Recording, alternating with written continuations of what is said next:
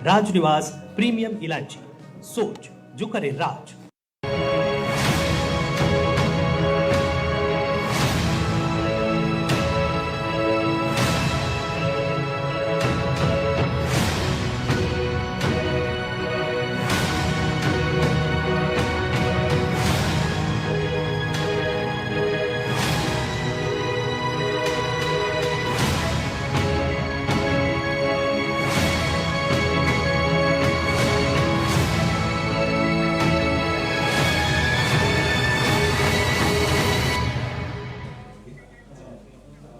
नमस्कार, आप देख रहे हैं टीएनपी न्यूज और मैं हूं आपके साथ आलोक शुक्ला।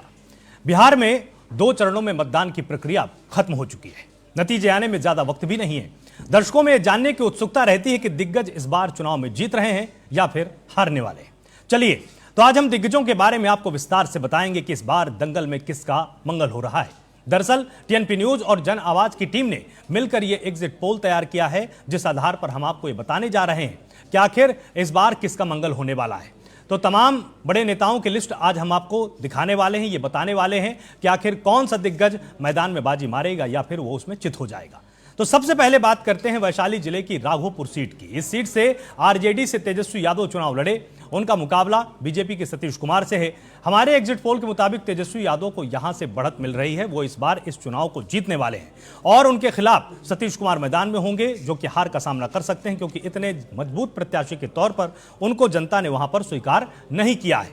तो तमाम मेहमान भी यहां पर मेरे साथ जुड़ेंगे, उनसे भी हम ये समझने की पूरी कोशिश करेंगे कि आखिर इसके पीछे के क्या सियासी समीकरण हो सकते हैं। और जो लगातार सर्वे आ रहे थे उसमें तेजस्वी यादव को बहुत ज्यादा लोकप्रिय मुख्यमंत्री के तौर पर भी जनता लगातार पसंद कर रही थी। खासकर युवाओं का सपोर्ट काफी ज्यादा तेजस्वी यादव के पक्ष में देखने को मिला था। हालांकि महिलाओं की तरफ से और जो पुराने मतदाता रहे हैं, यानी जो वयस्क हैं, जो प्रौढ़ हो चुके हैं, उनका झुकाव तेजस्वी यादव की तरफ ज्यादा तो देखने को नहीं मिला, लेकिन युवाओं ने काफी ज्यादा तेजस्वी यादव को पसंद किया था। और इसके कारणों को हम समझने की कोशिश करेंगे कि आखिर क्या कुछ कारण है। तो जिस तरह से तेजस्वी यादव की बढ़त के बारे में हमने आपको यहां पर बताया, अब एक सीट के बारे में और यहां पर हम जिक्र कर लेते हैं। वैशाली जिले की महुआ सीट की बात भी कर लेते हैं। यहां पर जेजेडी से तेज प्रताप चुनाव लड़ रहे हैं। उनका मुकाबला एलजेपी आर के संजय कुमार सिंह से है। और तेज प्रताप के समर्थकों के लिए यह खुशी की बात है कि यहां से तेज प्रताप को बढ़त मिलती हुई नजर आ रही है। और तेज प्रताप लगातार आरजेडी के खिलाफ भी मोर्चा निकाले हुए थे, साथ ही जनसुराज को घेर रहे थे, बीजेपी को भी घेर रहे थे। तो ये एकला चलो की राह में जरूर चले, लेकिन उनको अंत में साथी मिलने भी शुरू हो गए थे। तो यह समझना बहुत जरूरी है कि आखिरकार इन दोनों भाइयों की किस्मत जिस तरह से बहुत ही सकारात्मक दिख रही है। एक तरफ तेजस्वी यादव मैदान में है, एक तरफ तेज प्रताप यादव मैदान में, और दोनों ही इस बार अपनी जीत को दर्ज कर सकते हैं। तमाम मेहमान भी मेरे साथ यहां पर जुड़ेंगे, साथ ही मेरे साथ सर्वे एक्सपर्ट अमित कुमार भी यहां पर जुड़े हैं। तो अमित जी, जिस तरह से दोनों भाइयों का देखिए हमने जिक्र कर दिया, उनकी सीटों की बढ़त के बारे में जनता को बता दिया, क्या कुछ कारण इसके रहे होंगे कि जिस तरह से पार्टी से अलग करने के बाद भी जेजेडी में अपने दम पर सीट निकालते हुए तेज प्रताप भी नजर आ रहे हैं, और राघोपुर में पहले भी विधायक रह चुके हैं तेजस्वी यादव, फिर से वहां से अपनी जीत दर्ज करने जा रहे हैं। राघोपुर की जो सीट है, सबसे पहले हम लोग उसका जिक्र करते हैं। तो राघोपुर की सीट शुरू से ही लालू परिवार की रही है। सिर्फ 2010 में अगर छोड़ दिया जाए तो 2010 के इलेक्शन में सतीश जी जो अभी चुनाव मैदान में तेजस्वी के खिलाफ, वो उन्होंने जो है 2010 में राबड़ी देवी को चुनाव हारा, और उसको छोड़ दिया जाए तो अमूमन देखा जाए कि 2 टर्म से अभी तेजस्वी यादव भी है वहाँ पे, और इस बार भी उनको बड़े अच्छे मार्जिन से जीत होती नजर आ रही है। क्योंकि वो देखिए, जो राघोपुर की सीट है वो हाजीपुर जिले की लोकसभा कंस्टिट्यूंसी में आती है और वैशाली जिले में आती है। वहाँ पे क्या है, इस क्षेत्र में यादव का वोट बहुत अधिक है, जो मुस्लिम का वोट है, और तेजस्वी यादव सर्वकार्य नेता है, इसलिए ये जीत रहे हैं। इस बार इनको अच्छा मार्जिन से जीतना चाहिए, क्योंकि वहाँ के लोग एक विधायक नहीं चुन रहे, एक मंत्री नहीं चुन रहे, एक आने वाले समय के लिए चीफ मिनिस्टर चुनते हैं। इसको मान करके वहाँ पर वोटिंग किया जाता है। दूसरी सीट की अब जिक्र करें, दूसरी सीट जो महुआ की सीट है, तेज प्रताप यादव महुआ से 2015 में चुनाव जीतते हैं। 2020 में वो चुनाव अपना बदल करके हसनपुर क्षेत्र में चले जाते हैं, 2020 में हसनपुर से जीतते हैं। और इस बार जब परिवार और पार्टी से उनको अलग कर दिया जाता है तो उनकी ख्वाब रहती है कि मैं महुआ सीट से चुनाव लड़ूं। और आरजेडी ने क्या किया, महुआ सीट पे अपने पुराने विधायक मुकेश रोशन को ही टिकट दे दिया। मुकेश रोशन मुकाबले में मुझे लगता है कि तीसरे पायदान पे खिसक गए हैं। क्योंकि लोगों को पता है कि परिवार से भले निकाल दिया गया हो, लेकिन कहीं ना कहीं राबड़ी देवी जी का सॉफ्ट कॉर्नर जो है तेज प्रताप के लिए रहा, और उन्होंने वोटिंग करने के बाद भी बोला कि मेरे दोनों ही बेटे हैं और दोनों जीते। तो ये सबको मालूम है, यादव को लोगों को मालूम है, महुआ में भी यादव और मुस्लिम का वोट अच्छा खासा है। वहाँ के लोगों को भी मालूम है कि अगर तेज प्रताप भले ही परिवार से निकाल दिए गए हो, लेकिन हम अगर एक भावनात्मक लगाव के कारण तेज प्रताप को ही वोट देंगे। और विचारधारा अलग हो सकती है, लेकिन यदि दोनों भाई हैं तो दोनों की समाज में पकड़ लगभग बराबर मानी जाती है। अलग बात है कि लालू यादव की राजनीतिक विरासत को तेजस्वी यादव संभाल रहे हैं और तेज प्रताप को उन्होंने साइड लाइन किया है, मगर वहाँ की जनता में तेज प्रताप के प्रति भी भावनात्मक लगाव है। जिस तरह से मरछिया देवी अपनी दादी की फोटो लेकर के वो नॉमिनेशन करने गए, एक इमोशन कार्ड खेले तो इमोशन कार्ड खेले, लेकिन हाँ लोग ये भी बहुत सही बात है कि वो जो है बहुत ज्यादा मार्जिन से चुनाव नहीं जीत रहे हैं, हाइट में फंसे हुए हैं, लेकिन ये है कि वो जीत जाएंगे चुनाव कुल मिलाकर के, और वो विधायक बन जाएंगे। वहां से विधानसभा का रास्ता उनका बन जाएगा महुआ से, क्योंकि जब 2015 से 20 के दौरान वो महुआ से विधायक रहे तो वहां पे काम किए हैं, और उन कामों का ही उनको जनता इस बार इनाम देने जा रही है। बिल्कुल। तमाम अन्य मेहमान भी यहाँ पर मेरे साथ जुड़े हुए हैं। मेरे साथ प्रोफेसर श्याम कुमार हैं जो कि आरजेडी का यहाँ पर पक्ष रखेंगे, हिमांशु सिंह हैं जेडीयू का पक्ष रखेंगे, तपोष पाल मेरे साथ हैं यहाँ पर बीजेपी का पक्ष रखने वाले हैं। आप सभी का बहुत स्वागत है 10P न्यूज में। सैयद मसीहुद्दीन प्रवक्ता जनसुराज के तौर पर मेरे साथ हैं, आपका बहुत स्वागत है। और नवीन कुमार वरिष्ठ नेता कांग्रेस के तौर पर मेरे साथ यहाँ पर जुड़े। नवीन जी आपका बहुत स्वागत। सबसे पहले श्याम जी आपसे एक चीज समझनी बहुत जरूरी है कि जिस तरह से तेजस्वी जी की सीट को लेकर आप पहले से आश्वस्त थे और इस सर्वे में भी तेजस्वी जी की जीत बिल्कुल साफ साफ नजर आ रही है, क्या कहेंगे? नहीं, उसमें तो स्पष्ट है, उसमें तो कोई कंफ्यूजन ही नहीं है। और आज की ही बात नहीं है, 15, 20 और 25 अगर उसका डेटा और फैक्ट फिगर निकाल लीजिएगा तो बात ही क्लियर हो गई। तो इस बार तो मतलब सर्वे, अगर आपको याद होगा मई जून में कई सर्वे हुए थे, तो उसमें तो सर्वे में तेजस्वी यादव साहब को ही राइजिंग स्टार बता रहे थे। और ये बात तो हम लोग बहुत पहले से बता रहे थे, और 2015 से ही देखिए तो आरजेडी सबसे बड़ी पार्टी रही है। तो जनादेश तो हमेशा हम लोग के पक्ष में रहा है। अब कुछ लोग हैं जोड़ तोड़ के सरकार के मतलब कि है उनका, इस बार ये नहीं चलने वाला है। और इस बार तो निश्चित तौर से जो है 1-2 दिन की बात और है, तो उस पर तो डिबेट होगा ही, कीजिएगा ही आप। तो we are going to form government, ये सरकार बनने जा रही है महागठबंधन की, तेजस्वी यादव मुख्यमंत्री होंगे, ये क्लियर है, इसमें कोई कंफ्यूजन नहीं। जो सर्वे रिपोर्ट्स जितनी आ रही थी, कल भी बड़ा डिबेट रहा, आपने भी किया होगा, हम लोग भी कई चैनल पर गए थे। तो एक बात बड़ा जोर दे के मैं यहाँ कहना चाह रहा हूँ कि 2015 का विधानसभा चुनाव अगर याद हो तो 2015 के विधानसभा के जो रिजल्ट इसी तरह बता रहे थे सर्वे में, 10-11 मुझे 11, साढ़े 11, 12 बजे तक रिजल्ट बिल्कुल उलट गया। तो इन तरह के सर्वे का आज के डेट में कोई बहुत अधिक भरोसा करना मतलब बेमानी है। और सैंपल साइज तो आज जानते ही, कोई खास सैंपल साइज क्या है नहीं, उस पर ज्यादा किसी पर मैं टिप्पणी करता नहीं। लेकिन जो हमारा जो पॉजिटिव डायमेंशन है, जो कि बिहार की सामान्य जनता ने जो हमें जनादेश दिया है, आदेश दिया है, और उसके तहत हमारी सरकार बनने जा रही है। 20 में भी बनी थी, 20 में तो आप फैक्ट तो आपके पास होगा ही, रिसर्च टीम आपके पास है, फैक्ट तो होगा ही ठीक क्या हुआ था 20 में। तो यही है। और बहुत सारे ठीक है, क्योंकि बहुत सारी वीआईपी सीट्स हैं, इसलिए हम छोटे छोटे यहाँ पर आंसर लेंगे। तपोष जी, एक चीज आपसे समझना चाहेंगे, राघोपुर के किले को तोड़ने की बात आपकी पार्टी के नेताओं की तरफ से लगातार की जा रही थी, लेकिन राघोपुर को इस बार भी भेदने में आप कामयाब होते हुए नजर नहीं आ रहे। देखिए, सबसे पहले तो पश्चिम बंगाल के दक्षिण 24 परगना में हमारे भारतीय जनता पार्टी के जिला अध्यक्ष श्री सुनील दास जी के आकस्मिक निधन की खबर मिलते ही बहुत मन दुखी है। वो पश्चिम बंगाल में हमारे पार्टी की बहुत बड़ी क्षति भी है वो, और ईश्वर उनकी आत्मा को शांति प्रदान करे और उनके परिजनों को उनके जाने की दुख सहन करने की क्षमता भी दे। हम जो हमारे लीडर हैं श्री अरविंद लिम्बावली जी, 2021 में जब हम लोग गए थे यहाँ से उनके टीम में मैं भी था, तो उस समय उनसे भेंट हुई थी वहाँ पर। तो बहुत ही मतलब दुख भरी खबर है ये। देखिए, जो मधेपुर की सीट की आप बात कर रहे हैं, देखिए भाजपा जितने भी बिहार में जितनी भी सीटें हैं उसमें तत्परता के साथ और बहुत मजबूती के साथ हर एक जगह लड़ रही है। और मैंने जो पहले के जो एग्जिट पोल में जो डिबेट हुआ था उसमें भी मैंने यही बात कही थी कि देखिए तेज प्रताप और तेजस्वी यादव, ये दोनों भाइयों में लड़ाई होने के चलते हमें एनडीए को स्टेट अवे बहुत ज़्यादा फायदा मिल रहा है, क्योंकि इनके लिए आरजेडी जो है वो बेसिकली एक परिवार ही पार्टी है और पार्टी ही परिवार है। तो परिवारवाद पार्टी में जब परिवार में विघटन होता है तो इनके समर्थक जितने भी होते हैं उनका मन टूटता है, और ये टूटा है इस बार फिर से। और जो युवा की बात कर रहे हैं तो देखिए मैथिली ठाकुर जी जो कि जेनजी को कनेक्ट करते हैं, युवाओं में बहुत बड़ा उनका एक क्रेज है, उनकी प्रेजेंस भी है। तो ये हमने बहुत अच्छी तरीके से इन चीजों को हमने कनेक्ट भी किया है। जो सम्राट चौधरी जी हैं वो हमारे युवा चेहरे हैं, और वो जिस तरीके से पार्टी को आगे की तरफ लेके जा रहे हैं उसमें भी काफी भविष्य लोग देखते हैं और बड़े सशक्त लीडर के रूप में उनको माना जाता है। ठीक है, हम उनकी सीट पर भी आते हैं। और अब बात एक बार यहाँ पर मोकामा की कर लेते हैं, जो कि लगातार चर्चा में रही थी सीट।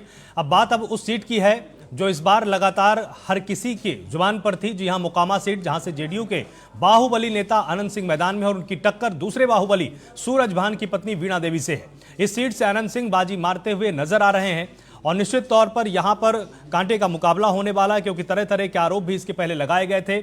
मतदान के पहले बहुत ज्यादा आपराधिक गतिविधियां भी इस क्षेत्र में देखने को मिली, कंप्लेन भी हुई, उसके बाद अनंत सिंह जेल भी गए, और उसके बाद भी इनकी जीत सुनिश्चित होती हुई नजर आ रही। इसके कारणों को हम समझेंगे, और उसके लिए मेरे साथ यहां पर सर्वे एक्सपर्ट अमित जी यहां पर जुड़े हुए हैं। अमित जी, एक चीज समझनी बहुत जरूरी है, क्योंकि ये बहुत ही ज्यादा हॉट सीट बनी हुई थी मतदान से पहले, इसकी चर्चा भी हो रही थी, और आपराधिक इतिहास के हिसाब से बहुत सेंसिटिव भी है, लेकिन अनंत सिंह यहां पर जीतते हुए नजर आ रहे हैं। इसके क्या कारण हो सकते हैं? क्योंकि देखिए क्या है, यहाँ पे धानुक वोट बहुत मायने रखता है कि धानुक वोट किसकी तरफ जाता है, और माना जाता है कि धानुक वोट जिसकी तरफ जाता है वो जीत जाता है। धानुक और यादव दोनों जाति बिरादरी वहाँ पे बनती नहीं है। दुलार चंद यादव इस बार के चुनाव में जो है जन स्वराज के एक प्रत्याशी थे, जो धानुक समाज के थे, उनके प्रचार कर रहे थे, और वो नाराज इस वजह से थे क्योंकि आरजेडी ने उनको टिकट नहीं दिया। आरजेडी उनके कहने के अनुसार नहीं चली, तो उन्होंने यादवों का वोट गोलबंदी धानुक के साथ करके जन स्वराज के प्रत्याशी का प्रचार कर रहे थे। और उनका जिस तरह से झगड़ा हुआ और मर्डर हो गया, तो उसके बाद सुर्खी में और आ गई ये सीट। दूसरे बाहुबली वहाँ पे सूरजभान सिंह की पत्नी वीणा देवी जो मैदान में है, तो सूरजभान सिंह भी पहले से बाहुबली है और उस क्षेत्र से पहले रहे हैं, विधायक भी जीते भी हैं। वहाँ पे क्या है कि जब सूरजभान सिंह ने मोर्चा छोड़ा तो अनंत सिंह ने उस पर कब्जा कर लिया। अब अनंत सिंह चाहे आरजेडी से लड़ते हैं, चाहे जेडीयू से लड़ते हैं, चाहे निर्दलीय लड़ते हैं, हर हाल में वो जीत जाते हैं, क्योंकि धानुक समाज में उनकी अच्छी पैठ है। दुलार चंद की हत्या का कारण भी कहीं न कहीं धानुक समाज के वोटों में सिंधवारी को बचाने का प्रयास था। और क्योंकि अनंत सिंह और वीणा देवी दोनों ही भूमिहार बिरादरी से आते हैं, तो भूमिहार, यादव और धानुक 3 वोट वहाँ पे हैं, जिसमें कि भूमिहार के वोटों का डिवाइडेशन हो जाता है अपने क्षेत्र के हिसाब से। ताल क्षेत्र में जो धानुक समाज है उसके वोटों के लिए लड़ाई लड़ी जाती है, और कहा जाता है कि धानुक बहुत कम नहीं जो है यादव के साथ वोटिंग करता है, लेकिन अनंत सिंह के चेहरे पर जब वो आरजेडी से चुनाव लड़ते हैं तो यादव वोटिंग कर देता है, क्योंकि यादव की मजबूरी होती है आरजेडी के साथ जाना, तो कर देता है। यही कारण है कि अनंत सिंह को वहाँ पे एज बहुत माइनर है। आलोक की सीट किधर भी जा सकती है, तो ये कह सकते हैं 49-51 की मार्जिन वाली सीट है। अनंत सिंह के पास 51% चांस है जीतने का, और 49% सीट जो है 49% चांस जो है वीणा देवी के पास है इस सीट पर जीतने का। बहुत ही कांटे का मुकाबला जब परसों मतगणना होगी तो हम लोग को देखना पड़ेगा, और इस सीट पर निगाह बनाए रखेंगे हम लोग, देखते हैं कि क्या होता है। जो हमारे सर्वे में आया है वही नतीजों में आता है, या नतीजे थोड़े से हमारे सर्वे से भिन्न होते हैं, ये देखने के लिए हम लोग परसों इंतजार करते हैं। बिल्कुल, ये तो ऐसी सीट थी जिसकी पृष्ठभूमि कुछ अलग थी। अब एक बार हम छपरा की भी यहाँ पर बात कर लेते हैं, उसके बाद हम अपने मेहमानों से भी यहाँ पर जवाब लेंगे। छपरा सीट में अभिनेता से नेता बने खेसारी लाल यादव आरजेडी से अपनी किस्मत को आजमा रहे हैं, और उनका मुकाबला बीजेपी की छोटी कुमारी से खेसारी लाल यादव इस सीट से बढ़त बनाते हुए नजर आ रहे हैं और निश्चित तौर पर यहां पर जीत अपनी दर्ज कर सकते हैं। अमित जी लगातार मेरे साथ यहां पर जुड़े हुए। अमित जी देखिए, अभी मोकामा की बात हो रही थी, उस सीट की पृष्ठभूमि कुछ अलग थी और अब यहां पर पृष्ठभूमि कुछ अलग है। यहां पर जाति समीकरणों की भी बात हुई, यहां पर बार बार यह भी बात हुई कि नहीं खेसारी लाल यादव ऐसे बयान दे रहे हैं जिससे कि मुस्लिम वोटरों को अपनी तरफ आकर्षित कर सके और अब वो जीत के काफी नजदीक भी हैं। इसके कारण आपको क्या नजर आते हैं? आलोक जी देखिए, छोटी कुमारी जिसको कि कैंडिडेट बनाया बीजेपी ने, वो वहाँ पे कैंडिडेट कोई दूसरे गुप्ता जी को टिकट मिलना था, उनकी जगह इन्होंने कैंडिडेट चेंज किया और छोटी कुमारी को टिकट दे दिया। छोटी कुमारी को टिकट देने के बाद अचानक से देखिए वहाँ जनसुराय से बीवी गिरी भी है, वो भी जाने माने पटना के अधिवक्ता है, तो अपर कास्ट का जो वोट है वो वोट उनकी तरफ चला गया और कुछ ईबीसी का भी वोट चला गया। देखिए वहाँ पे बनिया के वोट अच्छे हैं, यादव के वोट अच्छे हैं। खेसारी लाल यादव को तेजस्वी यादव ने आखिरी टाइम में पार्टी में शामिल कराकर उनको टिकट दिया और खेसारी लाल यादव जिस तरीके से वहाँ चुनाव लड़ने गए, ये वही सीट नहीं उसके आसपास की भी सीटों पर इम्पैक्ट पड़ा और खेसारी लाल वहाँ पे एक अच्छा परफॉर्मर साबित हुए। खेसारी लाल जो है चूंकि कलाकार है, तो आपको भी पता है कि देखिए भोजपुरी गायक कलाकार ये तमाम, जैसे चाहे मनोज तिवारी दिल्ली के सांसद कह लीजिए, रवि किशन है और मनोज तिवारी है, तमाम कलाकार मैदान में जब आते हैं तो लोगों का एक लगाव रहता है। लेकिन खेसारी के साथ एक जमीनी लगाव भी वहाँ के लोगों ने महसूस किया, क्योंकि खेसारी लाल यादव जो है बिना किसी नेतागिरी के अपने क्षेत्र में हमेशा लोगों के कभी किसी का काम आए हैं, कभी किसी का शादी करवाना हो, तो उसमें खर्च करना हो, किसी को इलाज में मदद करना हो, तो उनका एक सोशल वर्किंग रहा है। उसको देखते हुए खेसारी भी अटैचमेंट रहा, कलाकार रहे, तो खेसारी के प्रति लोगों की एक वहाँ पे जिज्ञासा जगी। और युवाओं में देखिए इस बार जो बिहार का वोटिंग ट्रेंड रहा है वो युवा मतदाता, मुस्लिम, यादव, ये तमाम वोटर जो है खुल के मतदान किए हैं और यही कारण है कि परसेंटेज बहुत हाई है। एसआईआर तो रहा ही मुद्दा, लेकिन इन कारणों से भी हाई है। और जब कभी भी युवा मैदान में होता है, सामने चुनाव लड़ने वाला, तो उसको सपोर्ट करने वाले युवा होते हैं। क्योंकि बिहार वगैरह में भोजपुरी एक्टर्स की बड़ी डिमांड होती है आलोक जी, तो वहाँ पे हम समझते हैं कि खेसारी लाल को एज अच्छा खासा है और खेसारी लाल ये सीट निकाल लेंगे। ठीक है, हिमांशु जी यहाँ पर मेरे साथ लगातार जुड़े हुए हैं। हिमांशु जी देखिए, जिस तरह से आपकी पार्टी की तरफ से ये दावा किया जा रहा था कि विकास के नाम पर वोट पड़ेगा, लेकिन जो स्टारडम है वो कहीं ना कहीं आपके इन तमाम बातों पर, इन मुद्दों पर भारी पड़ता हुआ नजर आ रहा है। ये सभी को नमस्कार। देखिए ऐसा नहीं है, विकास के मुद्दे पे ही हमारी पार्टी गई थी। हमने जो 20 सालों में जो काम किया बिहार की जनता के लिए एनडीए सरकार के अंतर्गत, उसी के मुद्दे को लेके हम लोग गए थे। साथ में जो रही कसर जो थी, आप देखिएगा महागठबंधन के जो समर्थक थे, उन्होंने जिस प्रकार से दूसरे समुदाय को धमकाने का काम किया सोशल मीडिया के माध्यम से वीडियो बना के, ये भी हमारे पक्ष में गया। इससे जंगल राज की झलक लोगों को दिखाई दी। तो बिल्कुल हमारे पक्ष में है पूरा सारा चीज और निश्चित रूप से 14 तारीख को आपको देखने को मिलेगा। ठीक है, सैयद मसीह भी यहाँ पर मेरे साथ जुड़े हुए हैं। बिल्कुल ठीक है, मैं आपके पास आ रहा हूँ, क्योंकि एक छोटा सा सवाल मसीह जी आपसे भी है। जिस तरह से हिमांशु जी से मैंने पूछा, जब बात कैंपेन की होती थी तो आपकी पार्टी की तरफ से दावा किया जाता था कि भाई इस बार जनता मुद्दों के आधार पर ही मतदान करेगी, लेकिन अगर हम मोकामा की बात करें तो वहां पर बाहुबल काम आया, वहां पर जो प्रतिष्ठा है, जाति समीकरण है, वो कहीं ना कहीं आगे बढ़ते हुए, जीतते हुए नजर आ रहे हैं। और अगर हम बात करते हैं छपरा सीट की, तो वहां पर खेसारी लाल यादव का जो स्टारडम है वो जीतता हुआ नजर आ रहा है। क्या कहेंगे आप?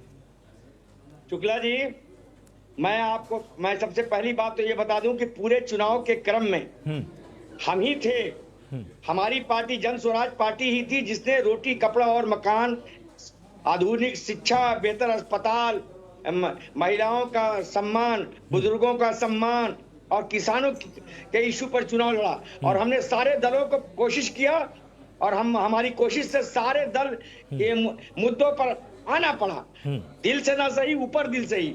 लेकिन हम आपको बता दें, जिस मुकामा की आप चर्चा कर रहे हैं, आश्चर्यजनक रिजल्ट होगा। ये लोग चाहते थे, महागठबंधन के लोग और एनडीए के लोग, दोनों लोगों ने ये प्रयास किया कि हम ध्रुवीकरण कराने का प्रयास करें और उसी ध्रुवीकरण की राजनीति की तरह मोकामा को जलाने का प्रयास इन लोगों ने किया, बिहार को भी जलाने का प्रयास किया। आपने देखा कि जहां एनडीए में ये बड़े बड़े कलाकार थे, तो आपने देखा कि राजद गठबंधन ने भी वही काम किया। लेकिन हमने समाज को अच्छे लोग, बड़े वकील, बड़े गणितज्ञ, इस तरह के लोगों को दिया।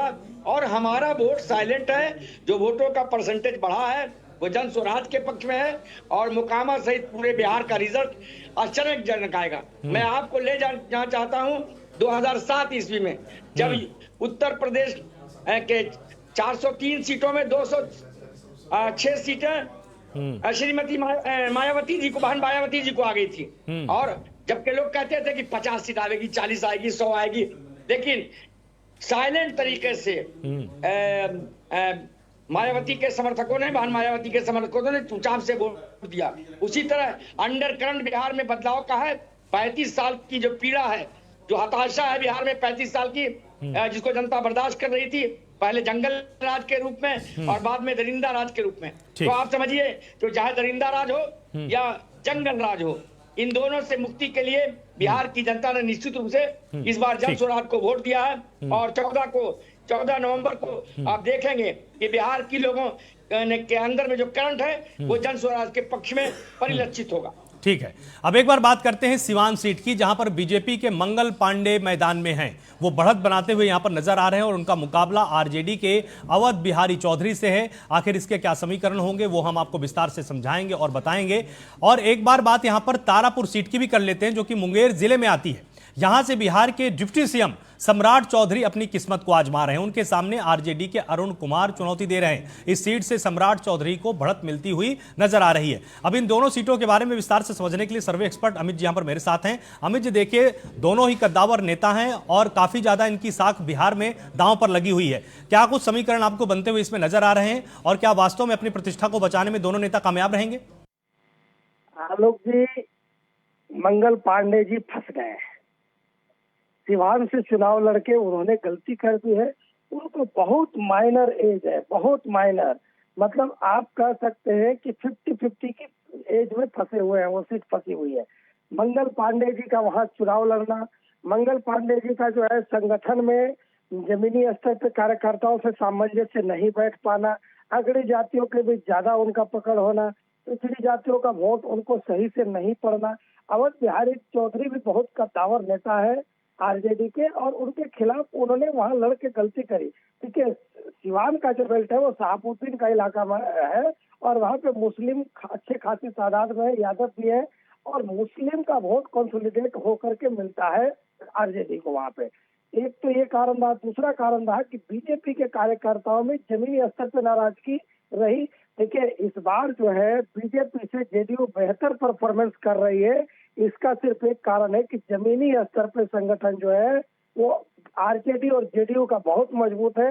बीजेपी का संगठन में निरस्ता थी। बीजेपी के संगठन के लोग जो है निराश थे और वो निराश इस वजह से थे कि वो जिता के भेज देते हैं, काम होता नहीं है उनका। तो जो मंगल पांडे तरीके नेता है जो हमेशा बैक डोर से जीतते रहे, वो फ्रंट डोर पे जब गए तो वो गलत जगह पे फंस गए और वो वहाँ सिवान में फंसे हुए हैं। हमको लगता है कि परसों जब रिजल्ट आएगा तो हो सकता है कि मंगल पांडे जी के लिए अच्छी खबर नहीं हो फिलहाल, लेकिन हमारे सर्वे में उनको माइनर एज जरूर है। दूसरी सीट की बात करते हैं तारापुर की। तारापुर में सम्राट चौधरी ने चुनाव के दिन तक अपना समीकरण बना लिया। जी देखिए, एक उम्मीद थी कि सम्राट चौधरी बहुत अच्छे मार्जिन से जीतेंगे, तो वो उम्मीद धूमिल होती नजर आ रही है। बस सम्राट चौधरी जी वहां से चुनाव जीत जाएंगे। नीतीश कुमार जी भी वहां गए उनको आशीर्वाद देने के लिए, अमित शाह जी भी गए और तमाम जो जातिगत समीकरण थे, छोटे छोटे नेता जो मैदान में थे, उनको सम्राट चौधरी जी ने सामंजस्य स्थापित करके बैठा दिया। देखिए, जन स्वराज के कैंडिडेट को एक तो जो है वीआईपी के कैंडिडेट बिंदु समाज से थे, उनको तो बैठा ही दिया और साहब अपने तरफ मिला लिया पार्टी में, और भी कई कैंडिडेटों के साथ। लेकिन वहाँ उनको दिक्कत इस वजह से हो रही थी कि जन स्वराज के जो डॉक्टर साहब हैं उनकी भी जमीनी स्तर पर पकड़ बहुत अच्छी थी, लोग समाज सेवी है, तो जन स्वराज को वहाँ अच्छा वोट आ रहा है। यही कारण है कि सम्राट चौधरी जी का मार्जिन जो है बहुत कम है, लेकिन चुनाव को जीत जाएंगे सम्राट चौधरी जी। ये बहुत मुश्किल नहीं लगता है उनके लिए जीतना। बिल्कुल, जिस तरह से इन दो बड़े नेताओं की बात हो गई, एक और बड़े नेता हैं जिनको लेकर काफी ज्यादा चर्चा हुई अमित जी, एक बार उस सीट का भी हम यहां पर जिक्र कर लेते हैं। लखीसराय से बिहार के डिप्टी सीएम विजय सिन्हा मैदान में उतरे हैं। उनका मुकाबला कांग्रेस के अमरेश कुमार अनिश से है और विजय सिन्हा इस सीट से पिछड़ते हुए नजर आ रहे हैं। बाजी कांग्रेस उम्मीदवार के हाथ लगती हुई यहां पर नजर आ रही है। तो अमित जी, इस समीकरण को भी मैं एक बार समझना चाहूंगा कि आखिर इसके क्या कारण रहे। इसका कारण ये है आलोक जी की जो विजय सिन्हा है उनका जमीनी स्तर पे जो क्षेत्र की जनता है उनसे बहुत अधिक नाराज थी। पहले भी विजय सिंह जब गए तो वोटिंग कर देते थे जनता और इस बार के चुनाव में विजय सिन्हा को जो है हार का सामना करना पड़ेगा और ये देखने वाली बात है कि कितने ज्यादा से हारते हैं, क्योंकि विजय सिन्हा लड़ाई में हार चुके हैं और जिस तरह से मतदान के दिन वो अपनी सरकार पे सवालिया निशान उठाए, उससे हमको लगता है कि फेज 2 की कुछ सीटें भी खराब हो गई। क्योंकि विजय सिन्हा जो आप डिप्टी चीफ मिनिस्टर है और आप अपनी ही सरकार पे लॉ एंड ऑर्डर का सवाल उठा रहे हैं कि और अपने सुरक्षा गार्ड को कह रहे हैं कि भाई तुम गोली क्यों नहीं चला रहे हो, बंदूक क्यों ले रखे हो। देखिए, एक उप मुख्यमंत्री हमेशा जो है समाज में शांति कायम करने का प्रयास करता है, लेकिन विजय सिन्हा जी का जो एग्रेशन था, जो हार की डर की खिजक थी, वो निकालने के लिए अपने वहां पे लगे हुए थे और उससे आरजेडी के एमएलसी से फाइट कर गए। वहाँ कांग्रेस जो पार्टी है वहां पे बहुत अच्छा प्रदर्शन कर रही है और वहां पे विजय सिन्हा बहुत पिछड़ते हुए नजर आ रहे हैं। शुरू से ही हम लोगों का ये आकलन था कि विजय सिन्हा के लिए चुनाव मुश्किल है लखीसराय से इस बार जीत पाना, और वही मुझे लगता है कि उनके लिए मुश्किल डगर है और वही होता दिख रहा है। आलोक जी, ठीक है। नवीन कुमार जी यहाँ पर मेरे साथ जुड़े हुए हैं, कांग्रेस का यहाँ पर पक्ष रख रहे हैं। नवीन जी, देखिए, जिस तरह से अमरेश जी की दावेदारी को देखते हुए ये अब देखने में आ रहा है कि वो डिप्टी सीएम को भी चुनाव हराने की स्थिति में है, मतलब वो वहां से जीत रहे हैं। तो ये अपने संगठन की कितनी मजबूत बात आप मानते हैं। लेकिन साथ ही जो दावा लगातार आपकी गठबंधन की तरफ से किया जा रहा था कि भाई सम्राट चौधरी को हम जीतने नहीं देंगे, मंगल पांडे को जीतने नहीं देंगे, वो तो अपनी सीट को निकालते हुए नजर आ रहा है। मैं सबसे पहले तो कुछ बातें जो अभी हमारे प्रवक्ता जो हैं जदयू और भाजपा की उन्होंने जो मेंशन किया है उस पर जवाब देना चाहूंगा कि भाजपा के प्रवक्ता अभी ऑन द रिकॉर्ड कैमरा बोल रहे हैं कि किस तरीके से भाइयों को लड़ने के बाद इनको फायदा होता है। आप समझ सकते हैं इनकी मानसिकता और इनकी विचारधारा जो है, आरएसएस और भाजपा का जो विचारधारा है, ये भाइयों की लड़ाई पे खुश हो रहे हैं क्योंकि इनका फायदा होता है। ये बोल रहे हैं, इनके अपने मुंह से बोल रहे हैं, ये मतलब खुद को क्लियर कर रहे हैं कि ये लड़ाने में विश्वास रखते हैं। लेकिन वहीं कांग्रेस के जो हमारे राहुल गांधी है वो मोहब्बत की दुकान जो है, नफरत की बजाय खोलने का काम करते हैं, जहां भी भाइयों को लड़ाने।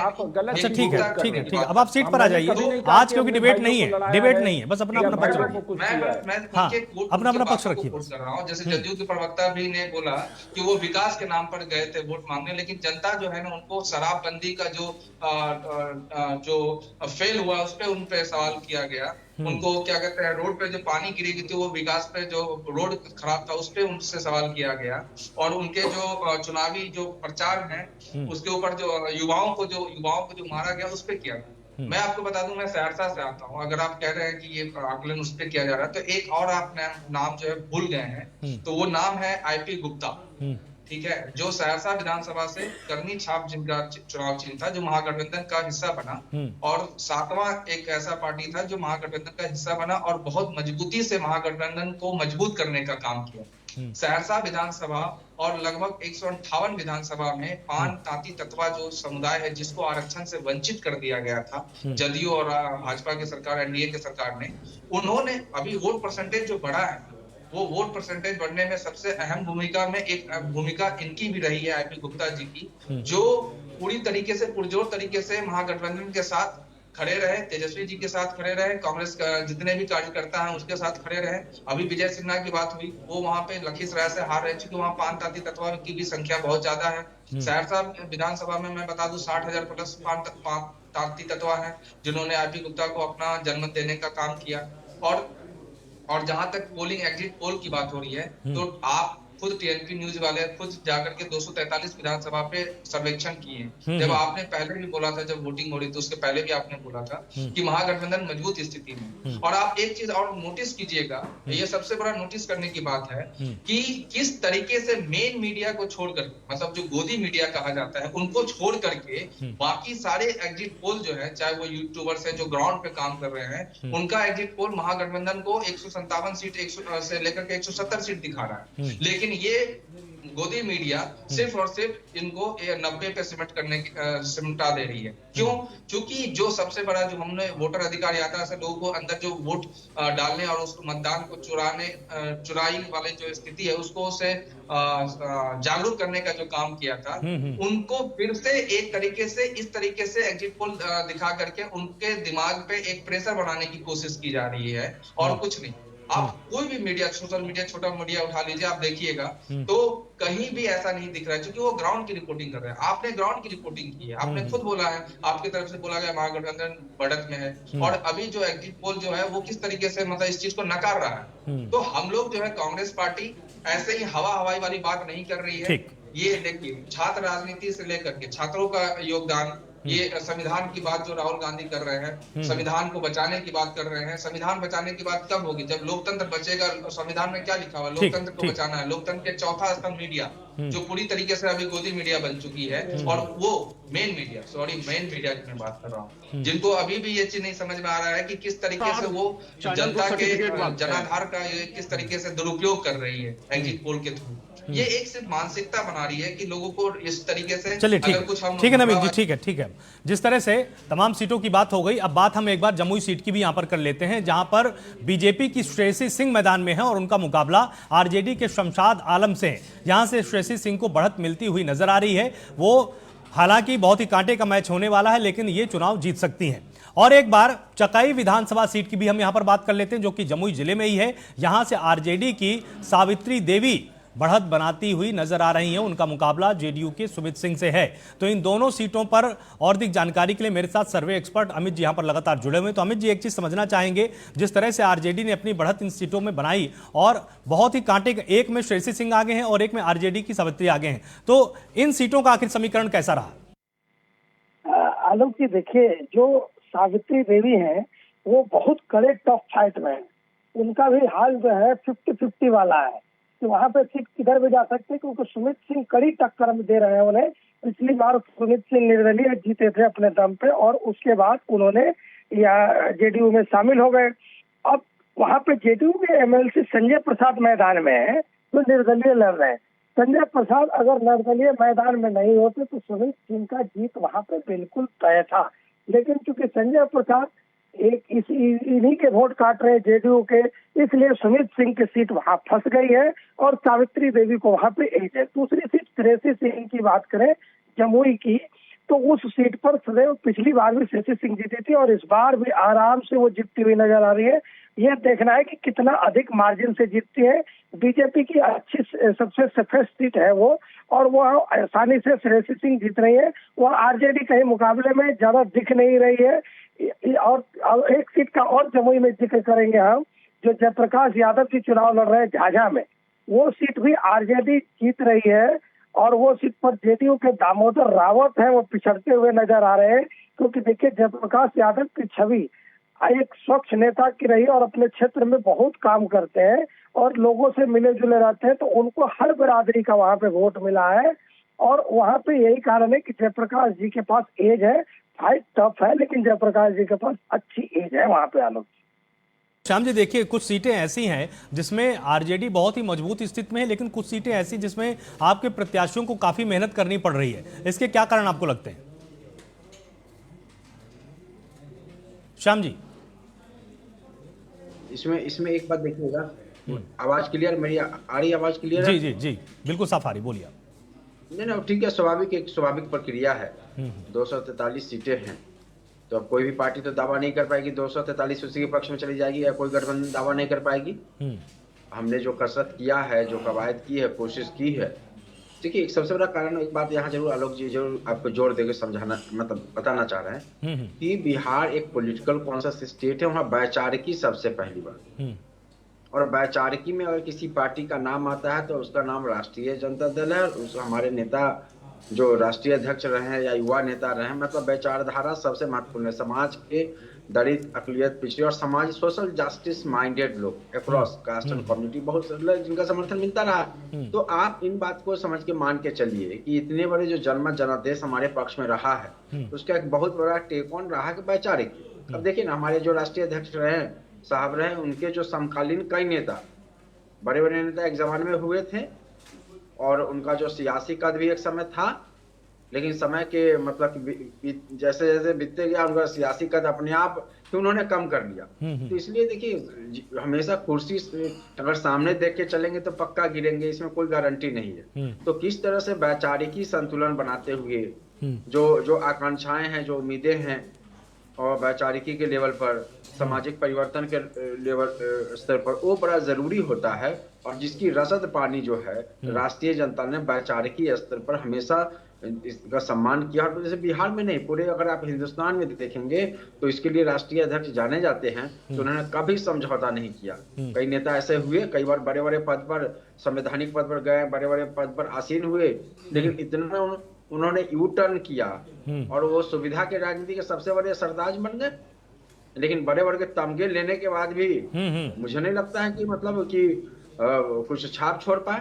तो राजनीति में जो बड़े बड़े हमने सामाजिक न्याय के जो संत महात्मा से सुना और सीखा है कि समाज के सरोकार सर्वोपरि है, शासन सत्ता स्वाभाविक है, उसका हिस्सा है, लेकिन जो सामाजिक परिवर्तन बाबा साहब को बात आप करें, बाबा साहब के बाद जितने बिहार में देखिए कर्पूरी ठाकुर साहब के विरासत को हम लोग बढ़ा रहे हैं, जो सामाजिक आर्थिक सर्वेक्षण किया और हमारे राष्ट्रीय अध्यक्ष 96 में कैबिनेट में नोटिंग करवाई और कितना मतलब कि संघर्ष करना पड़ा। तो आप समझिएगा कि एक तरफ सुविधा की राजनीति करने वाले लोग हैं, एक तरफ जो है वैचारिकी राजनीति करने वाले लोग हैं। तो स्वाभाविक है हम लोग हमेशा मतलब बेहतर रहे हैं और आई होप कि अब 14 तारीख को तो सरकार ही खैर बन जानी है, उसमें तो कोई दो राय नहीं।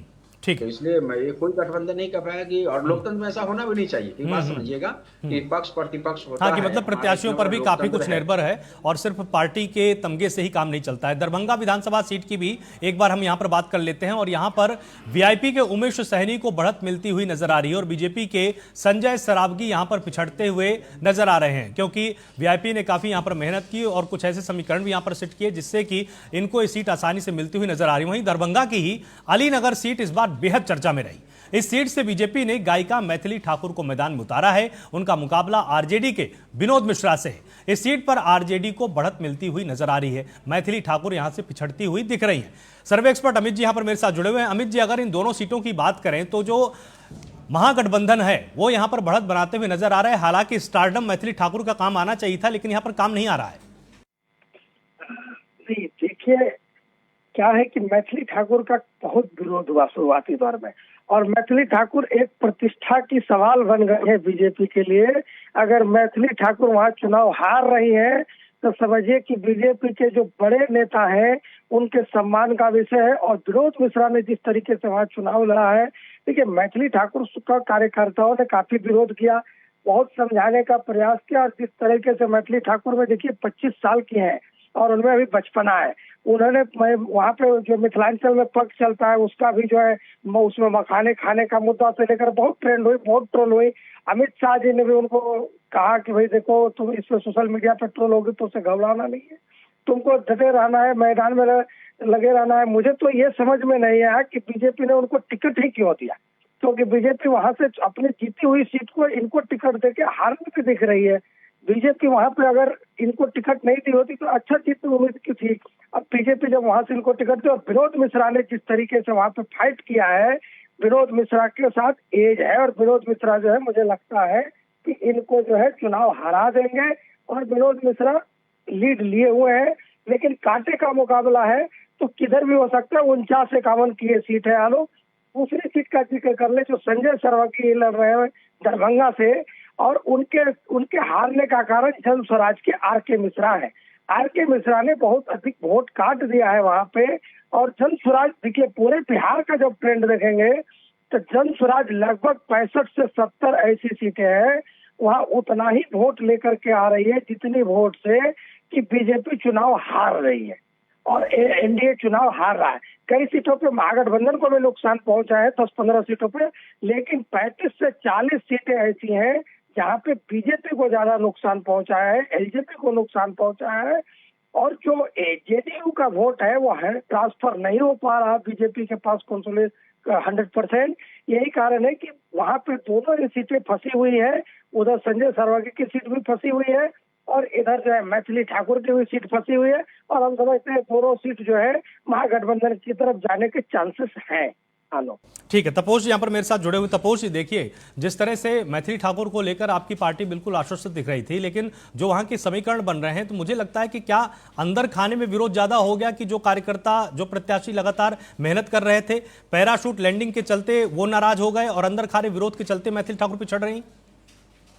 नहीं, ऐसा नहीं है। मैथिली ठाकुर जी बहुत अच्छे तरीके से और बहुत सशक्त तरीके से अपनी दावेदारी पेश कर रहे हैं और मैथिली ठाकुर जी बहुत अच्छे तरीके से जीतेगी और बहुत मार्जिन दिखेगा आपको उसमें।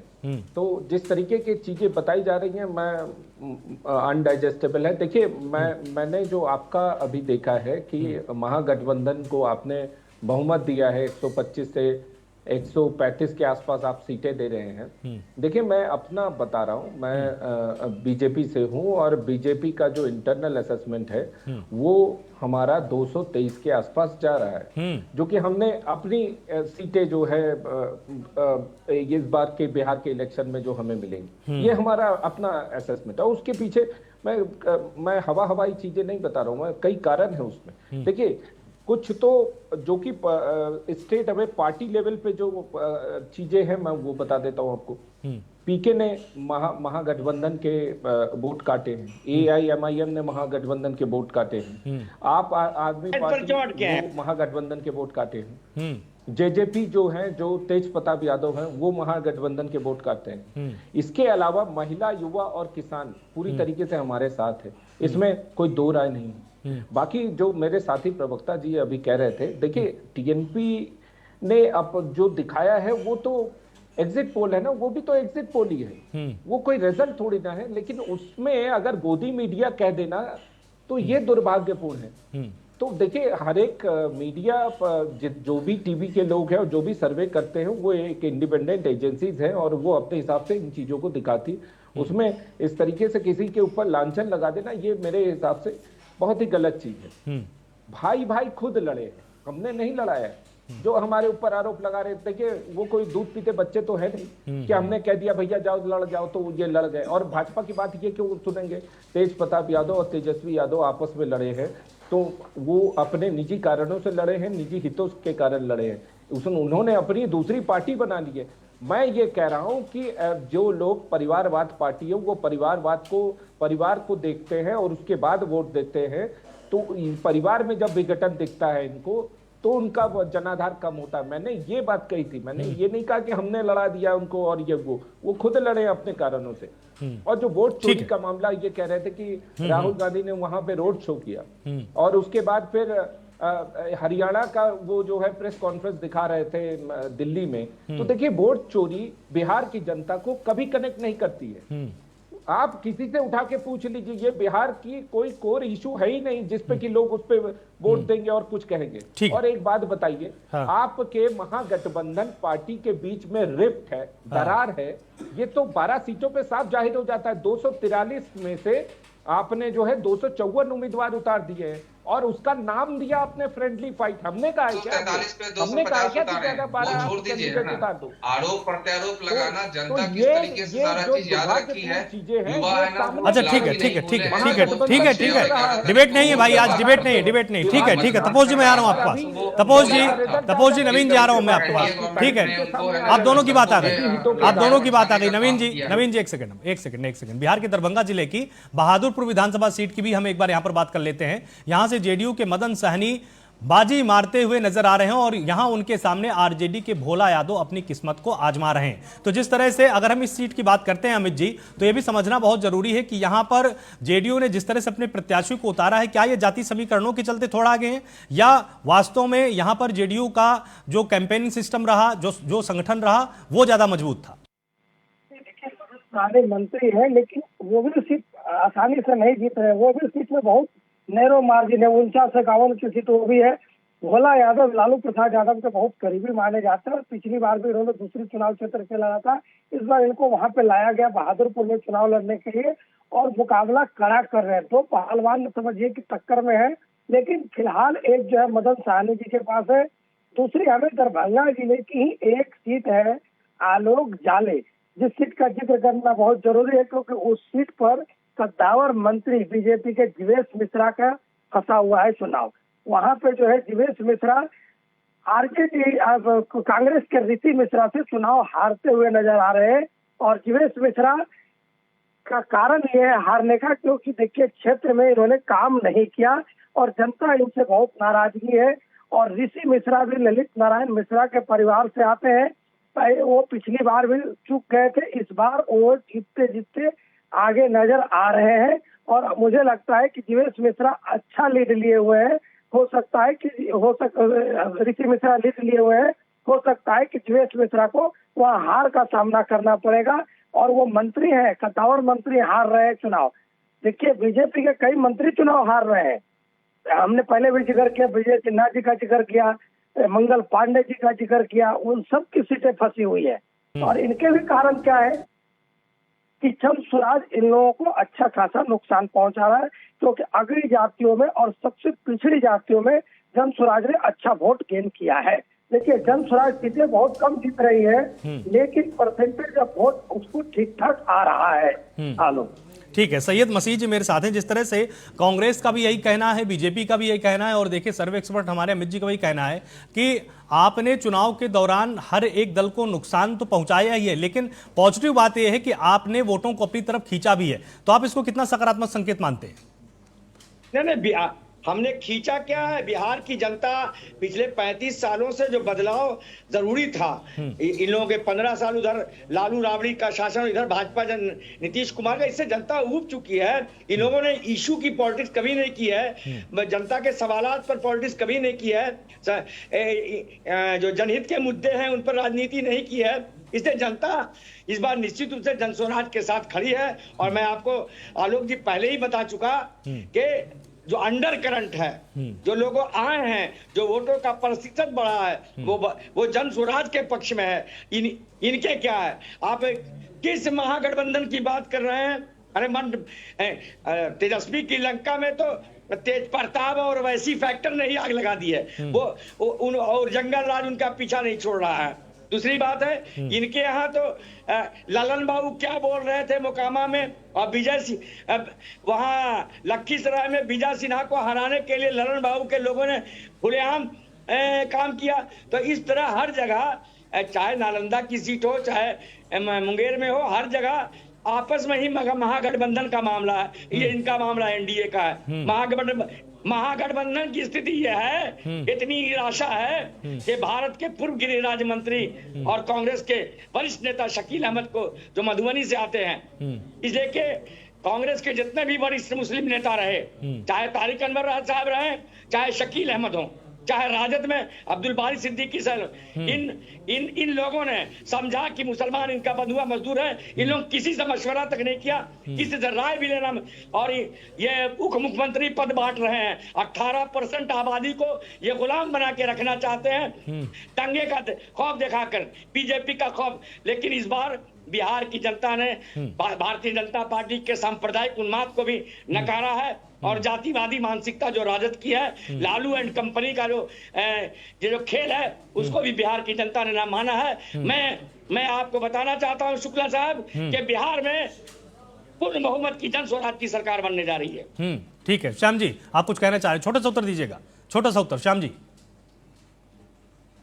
मैं जन स्वराज से पूछा मुख्यमंत्री का कैंडिडेट कौन है आपका? अरे मेरे यहाँ जो रहेगा वो पढ़ा लिखा रहेगा, आपकी तरह नौवीं फेल नहीं रहेगा। मेरे यहाँ जो रहेगा वो मनोज भारती जैसा लोग रहेगा, आर के मिश्रा जैसे लोग। आपके यहाँ नौवीं फेल को आपने लीडर बना लिया है। जो अहंकार, उसके अहंकार और घमंड को चूक दिया है बिहार की जनता ने। ये इतना बड़ा अहंकारी और घमंडी है। इनका उप मुख्यमंत्री जो एनडीए का मुख्यमंत्री हार रहा है, पूरी तरीके से हार रहा है। ये जनता इस तरह नकार रही है इनकी लीडरशिप को। जो एक हत्यारा है जिसने 7 लोगों की हत्या की, सम्राट चौधरी, उसको भी नानी याद दिला दिया है मुंगेर की जनता ने।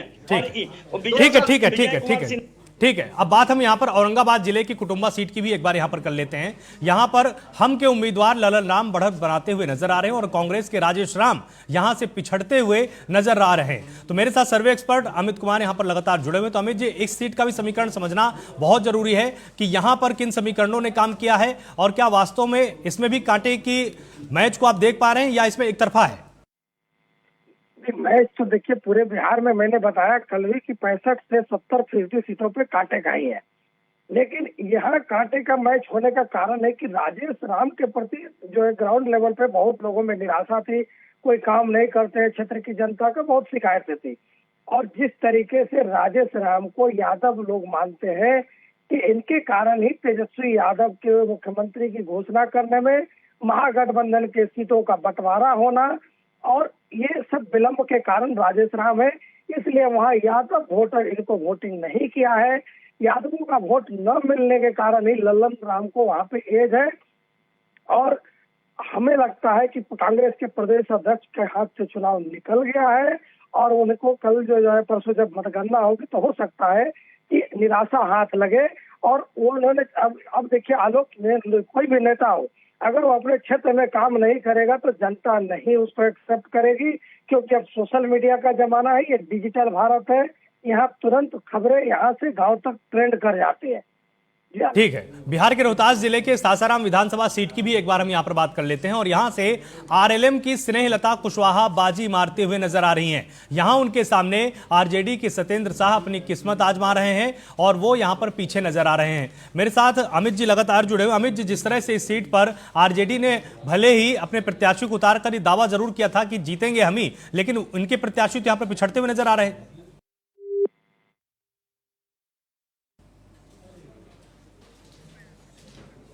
तो स्नेहलता जी यहां पर आगे होती हुई नजर आ रही हैं। अंत में हिमांशु जी, एक चीज मैं आपसे यहां पर समझना चाहूंगा कि जिस तरह से जो पूरे सिनेरियो को देखते हुए एक प्रश्न खड़ा हुआ है कि आखिर जनसुराज और एआईएमआईएम की भूमिका क्या रही, क्या वास्तव में उसके चलते कुछ कैंडिडेट्स आपके हारते हुए नजर आ रहे हैं या आपको लग रहा है कि संगठन ने उतनी मेहनत नहीं की? हिमांशु जी। जी देखिए बिल्कुल हमारे संगठन एनडीए गठबंधन के अंतर्गत हमारे जो कार्यकर्ता हैं, हमारे जो समर्थक हैं, उन्होंने बहुत मेहनत की है। आपको 14 तारीख को दिखेगा कि महागठबंधन के लोग ईवीएम हैक होने की बात करेंगे, चुनाव आयोग पे आरोप लगाएंगे, जिसका प्लेटफॉर्म, जिसकी भूमिका अभी से राहुल गांधी और तेजस्वी यादव बनाने लगे हैं। तो ये चीज आपको देखने को मिलेगा, क्योंकि इनके पास कोई, ये जानते हैं कि ये हारने वाले हैं, तो ये अपने सुविधा अनुसार किसी मीडिया चैनल को गोदी बोल रहे हैं, किसी को अच्छा बता रहे हैं, तो ये अपनी सुविधा अनुसार बोलते हैं। इनके पास कोई विजन नहीं है, कुछ ये डेटा नहीं है इस तरीके का, तो इनको अपनी सुविधा। दूसरी बात, विचारधारा की बात करते हैं, राबड़ी जी है जो तेज प्रताप को वहां पे समर्थन दे रही है, तो यहाँ पे कौन सा विचारधारा है? यहाँ तो परिवार है, तो राकेश रोशन को वो खुद नहीं है, उनको फंसा रही है वो वहां पे। तो जो विचारधारा रहती तो अपने पुत्र मोह से बाहर जाकर जो उनको ठीक है, तो यहाँ कोई विचारधारा नहीं है। ठीक है, मतलब विचारधारा की बात नहीं है, बात यहाँ पर पुत्रमोह की है, ये आप यहाँ पर आंक पा रहे हैं। मेरे साथ सर्वे एक्सपर्ट अमित जी भी जुड़े हुए हैं। अमित जी, अगर हम सासाराम की बात करते हैं तो यहाँ पर किस तरह के समीकरण काम कर रहे हैं, क्योंकि आरजेडी ने इस सीट को जीतने का दावा लगातार किया था? नहीं, देखिए आरजेडी ने बिल्कुल सही कहा है, ये सीट भी 49-51 की है। 49% स्नेहलता की तरफ है और 51% स्नेहलता की तरफ है और 49% सत्येंद्र शाह के तरफ है। देखिए यहाँ बहुत ही कांटे का मुकाबला है और नतीजा चौंकाने वाले भी आ सकते हैं, लेकिन सर्वे में एज स्नेहलता को है, क्योंकि ये उपेंद्र कुशवाहा की पत्नी है और उन्होंने जो है काफी मेहनत किया है, वहाँ पे काफी संगठन को जोड़ने का काम किया है और एनडीए के लोग भी उन्हें जिताने के लिए काफी वहाँ पे काम किया। संगठन में जो लोगों के प्रति नाराजगी थी, हम लोग देख रहे थे अभी 3 दिन चुनाव के 2 दिन वोटिंग के पहले तक जो है उनके प्रति काफी लोगों की नाराजगी थी, लेकिन चुनाव से ठीक 24 घंटे पहले मोमेंटम चेंज हुआ है और लोगों में उनके प्रति अच्छा झुकाव हुआ है और यही कारण है कि मुझे लगता है कि स्नेहलता को वहाँ पे एज मिला हुआ है। बिल्कुल, वक्त यहां पर एक छोटे से ब्रेक का है। ब्रेक के उस पार लगातार ये कवरेज जारी है। हम आपको हर एक महादिग्गज के महापोल के बारे में बता रहे हैं कि आखिर उसकी किस्मत ईवीएम में जब कैद हुई थी तो क्या उसकी तरफ जीताने वाली है या उसके पाले में इस बार हार आएगी। सब कुछ बताएंगे, दिखाएंगे, जुड़े रहिए हमारे साथ।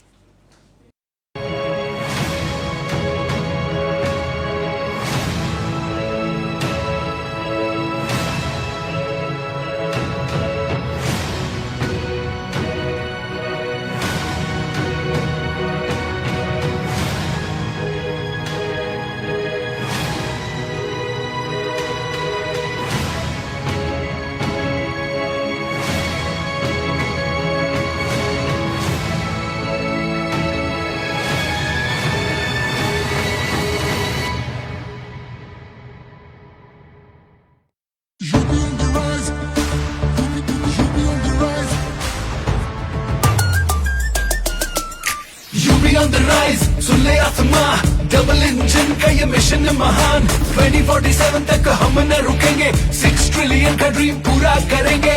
मथुरा की गलियों में गूंजे है राधा, अयोध्या में दूर हुई मंदिर की बाधा, काशी प्रयागराज की गोल्डन चमक, यूपी सरकार की गूंजे धमक। सड़कों पर फर्राटा फिक्रलेस बिल्कुल बिंदास, एक्सप्रेस वे पर साइंस आए पूरा विश्वास। विकसित यूपी की बढ़ गई प्यास, 2047 का ये विजन बहुत खास। माफिया का दी एंड, फियर गॉन, योगी राज में लॉ एंड ऑर्डर हुआ स्ट्रॉन्ग। बेखौफ घूमे जनता, गुंडों पर मार, नया यूपी तोड़ रहा पुरानी दीवार।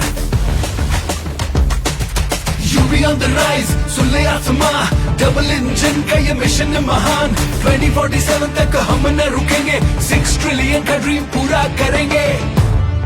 विमल में गुलिस्तान की ये कुछ लजीज फरिश्ते, जब साथ घुले तो जी ललचाए और दिल कहे कि स्वाद की इस जुबान में खुद को ऐसा डुबाऊं कि निकल ना पाऊं। विमल की जुबान कुछ है ही ऐसी, मानते हैं ना? विमल, बोलो जुबा केसरी। वर्ल्ड स्की चैंपियनशिप में आप सबका स्वागत है।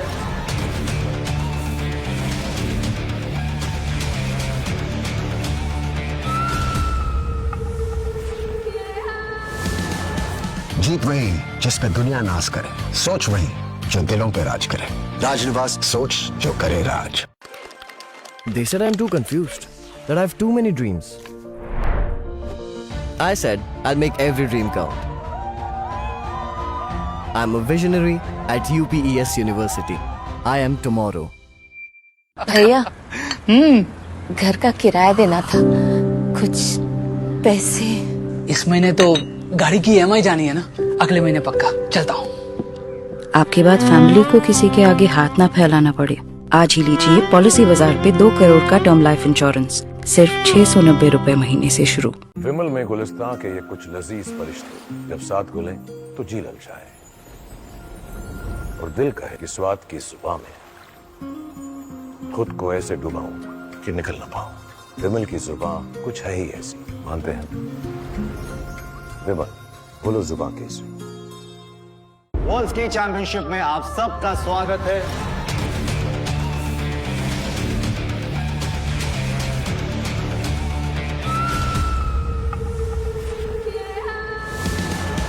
जीत वही जिस पे दुनिया नाज करे, सोच वही जो दिलों पे राज करे।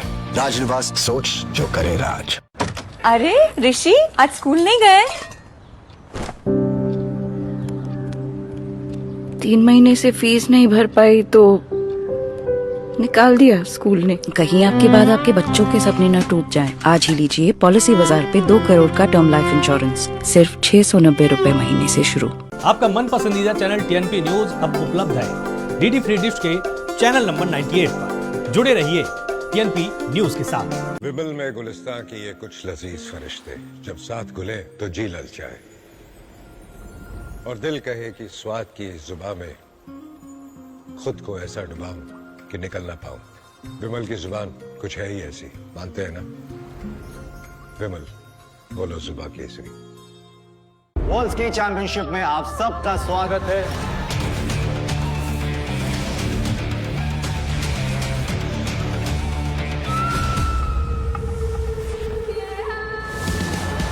जीत वही जिस पे दुनिया नाज करे, सोच वही जो दिलों पे राज करे। राजनिवास, सोच जो करे राज। They said I'm too confused, that I have too many dreams. I said I'll make every dream come.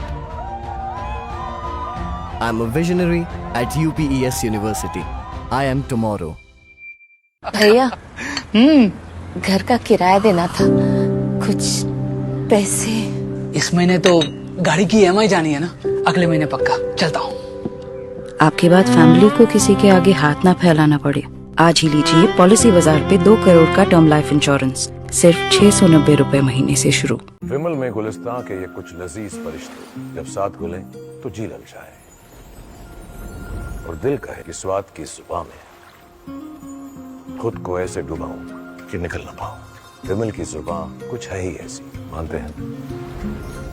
विमल, बोलो जुबां कैसी?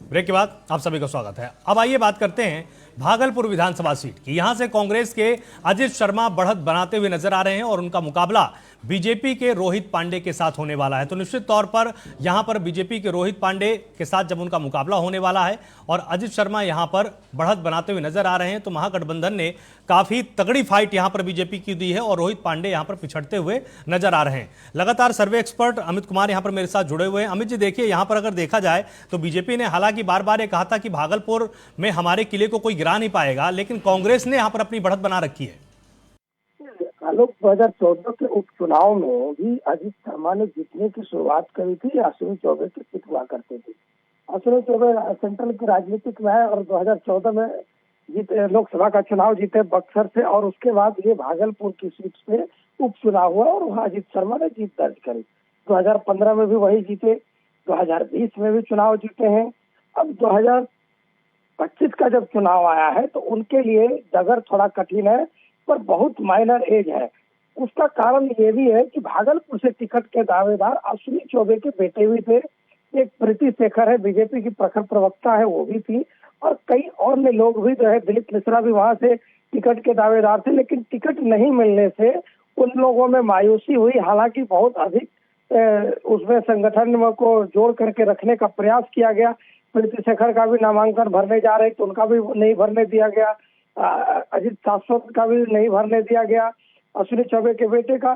तो ये तमाम चीजें जो है रही। और अजय मंडल जो भागलपुर के सांसद हैं, वो खुल करके अपने महतो मंडल वोटों को कह रहे हैं कि इनके खिलाफ डालो, चूंकि निशिकांत दुबे इनके प्रचार में है और अजय मंडल और निशिकांत दुबे का 36 का आंकड़ा है।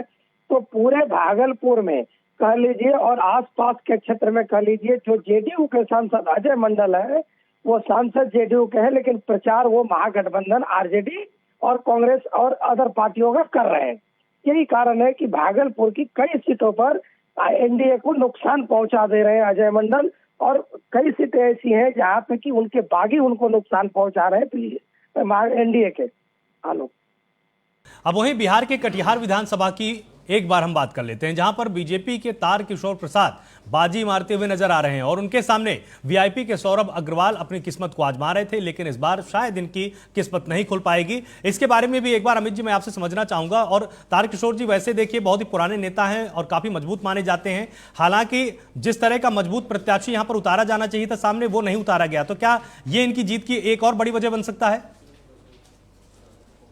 वजह क्या है? सौरभ अग्रवाल उनको बहुत अधिक फाइट दे रहे हैं और ये भी सीट 49-51 की है, कह लीजिए 49% सौरभ अग्रवाल की तरफ है, 51% तारकिशोर प्रसाद के पास। इसलिए बहुत ही माइनर एज है इनको। लेकिन यहाँ हमें वीआईपी की जगह अगर कोई आरजेडी और कांग्रेस का कैंडिडेट होता के रूप में लड़े होते तो चुनाव 100% सौरभ अग्रवाल के पक्ष में होता। सौरभ अग्रवाल एक बहुत पहुंच वाले व्यक्ति हैं, लेकिन वीआईपी पार्टी होने के कारण उनको कुछ वोटों का नुकसान हो रहा है वहां पे। और वही तारकिशोर प्रसाद को उतना ही एज है माइनर, लेकिन ये सीट भी फंसी हुई है देखिए बीजेपी के कई, मैंने कहा ना कि पूर्व उप मुख्यमंत्री रहे हैं ये जब पहली बार नीतीश कुमार 2020 में सत्ता में आए थे तो 2 उप मुख्यमंत्री में से एक तारकेश्वर प्रसाद थे और दूसरे रेणु देवी थी। तो ये सीट भी फंसी हुई नजर आ रही है, लेकिन फिलहाल एज जो है वो तारकेश्वर प्रसाद की तरफ है। आलो बिल्कुल, जिस तरह से गोविंद जी भी अब मेरे साथ यहाँ पर जुड़े हुए हैं, तो गोविंद जी एक चीज समझनी बहुत जरूरी है कि जिस तरह से अमित जी ने बात बोली कि कुछ ऐसे प्रत्याशी रहे हैं बीजेपी की तरफ से या एनडीए की तरफ से जो रिपीट किए गए हैं और अपने प्रत्याशियों को जो नाराज ना करने का जोखिम एनडीए ने उठाया वो इस बार शायद भारी पड़ रहा है। देखिए, ये बात बहुत पहले से ही पार्टी लेवल पर भी इस दबाव की राजनीति की गई थी अपनी पार्टियों के द्वारा, अपने एमएलए के द्वारा जो पहले से थे, और उन्होंने दबाव बनाया था कि हमें टिकट मिले तो ठीक है, नहीं तो हम किसी को जीतने नहीं देंगे। तो ये एक बहुत बड़ा भीतरघात के तौर पर ये डर थी, मतलब पार्टियों के लिए।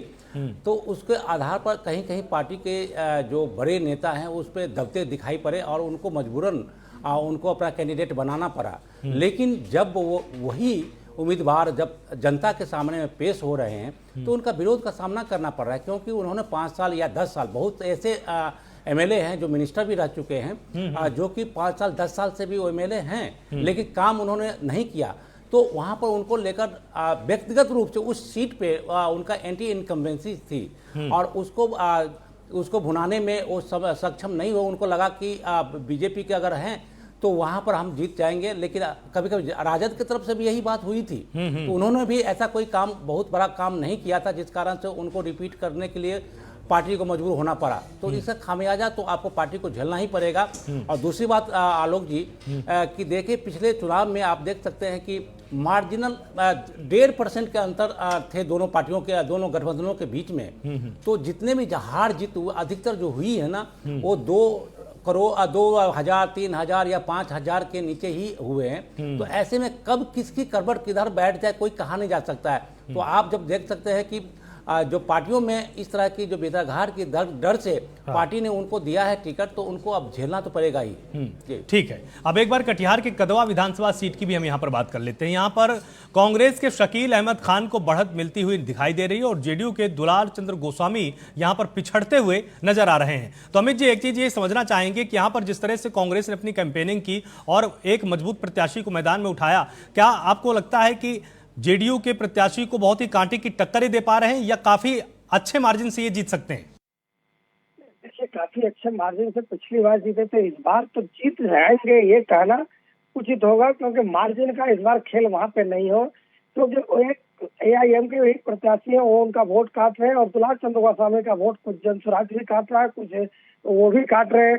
तो दुलार चंद्र गोस्वामी भी बहुत कद्दावर नेता है।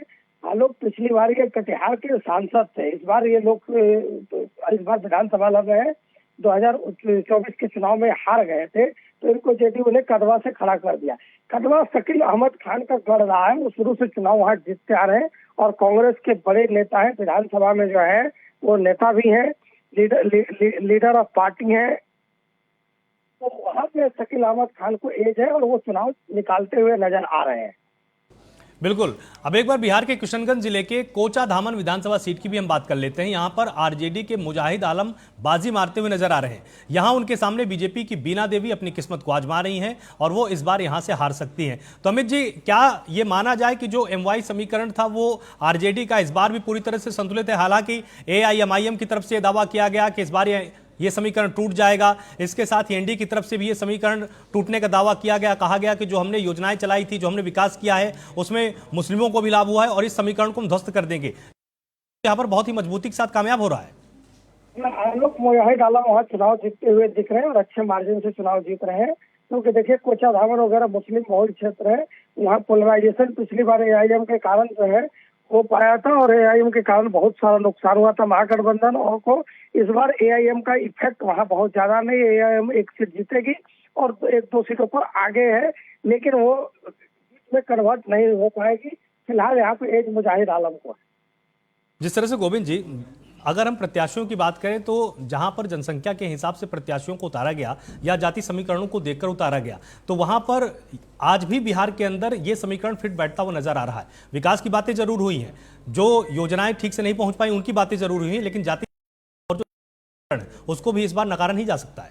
बिल्कुल, देखिए बिहार की राजनीति इसी को लेकर जाना जाता है कि जातियों की राजनीति को लेकर। लेकिन जब से केंद्र में नरेंद्र मोदी जी आए और अपनी राजनीति के एक अलग आयाम में वो पहुंचे, तो वहाँ पर जो राष्ट्रवाद और विकास की बात होती रही और धर्म की भी एक तरह से एक परत उस पर उन्होंने रखा था। तो उस पर कुछ लोग जो है कुछ जातीय के अलग से एक वर्ग जो है ना उसमें शिफ्ट हुआ था। लेकिन इसके बाद भी अगर विधानसभा चुनाव की बात करें तो विधानसभा चुनाव में ये सब दिखाई नहीं पड़ते। या तो विकास की बात होती है, जो कि वहाँ के कैंडिडेट किस तरह से काम करते हैं, क्या काम किया है, उस पर भी बात होती है, और दूसरा जातीय राजनीति होती है। तो जहाँ भी आप देख रहे हैं समीकरण थोड़ी सी इधर से उधर हो रही है, तो इसका मतलब है कि जो गठबंधन के कुछ ऐसी जातियां हैं जो एक दूसरे को वोट नहीं करना चाहते। जैसे कि आप देखें जहां से अभी आपने कोचाधाम की बात कही है, वहां पर क्या होता है कि जब तक हिंदू ध्रुवीकरण हो जाए तो फिर वहां पर जीत आपकी जेडीयू और चाहे एनडीए की तरफ होती है। लेकिन अगर वहां पर इस तरह के ध्रुवीकरण नहीं हो पाता है तो निश्चित रूप से एमओयू समीकरण के साथ साथ में जो कुछ वोट हैं और दूसरे पक्ष यानी महागठबंधन को मिलते हैं। तो इस तरह से वहाँ की जो जनता है वो तय करती है कि आखिर हमें किस पर जाना चाहिए। तो वहाँ पर जैसे कि सर अमित जी ने भी ये बात कही है कि वहाँ पर जो ओवैसी का जो प्रकरण है जो उनका है कोई इम्पैक्ट नहीं हुआ है, इसलिए इस आप देख सकते हैं कि वहाँ पर उस तरह से आगे दिखाई पड़ रहे हैं इस सबको।